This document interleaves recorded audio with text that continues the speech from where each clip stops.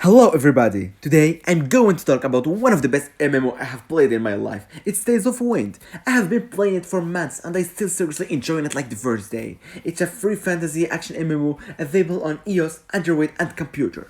It does what you would expect from a good MMO with a simple yet deep gameplay, cute graphics, a useful story and even voice acting.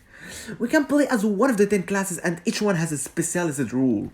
You can be a warrior, a mage, an assassin, a samurai, a summoner, or even a cleric if you like support job. All classes are good and nice to play, but don't worry.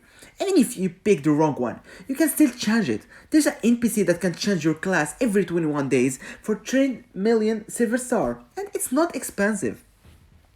So my advice for you is to pick the class that you enjoy the most. But maybe if you want an easy starting, you can start by a summoner, since the cat can talk for you. You can have an easier time to level 65 and then switch to the class that you want in the future.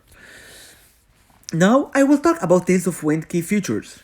First of all, you have to know that there are many regions and servers to choose from. Each region has its own time zone and most of the events take part at night, so that you can enjoy the game more. If you are a new player, my advice to you is to choose the latest server in your region. The game has a lot of maps and you can go to any content manually, but there's the kingdom button that shows the majority of the things that you can do in the game and that show the remaining attempt that you have. There's also an event icon where you can see the actual event and those that are coming soon. The game has, like every mobile MMO, a PvE part and a PvP one. There's a plenty of events, but I will try to give just 2 or 3 examples in each part. For me, the PvE one can be divided into 2. There are the daily things that you can do every day and where you can get nice items on card. For example, equipment realms, card realms, etc. But in late game, this part can be done easily with auto mode. The second part is the non-daily PvE event where there's a challenge and you normally have to play it manually. For example, Zodiac and Apocalypse where you will fight some bosses for good rewards. There's also Overlord. It's a GPS race where you challenge a boss and where you can steal the point from others by beating them. The PvP part is very interesting too. The main event for me is the Rune Duel, where you have to team up with 4 other players to make a squad and where you will play against other teams from all over the region and not just the server.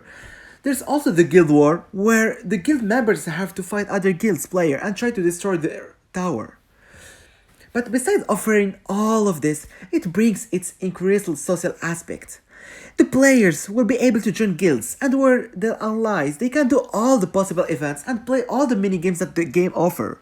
For example, it's Reader. It's a Mario Kart-like mini-game, seriously, it's funny. Or the Kart War, where you need to collect all the carrot if you play as a bunny, or to catch the bunny if you play as Astrid.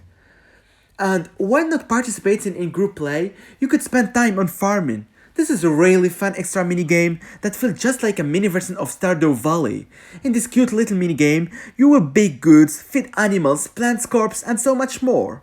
There's also the romance part, where you will meet your destined soulmate in your adventure, and where you can pledge to love in the church with the priest and even arrange a wedding. It's not obligatory, but it's fun. As a couple, you can manage the farm together, and you can even raise a little fairy together. The community is friendly. We all know each other, even if we are not in the same server. We talk every day in Discord. For me, there's plenty for everyone, from those who like auto and those who prefer group and solo. That also means that pay to win is not much of an issue either, since generally it's pretty easy to find a group and participate in activities regardless of your level or gear. Thank you for watching.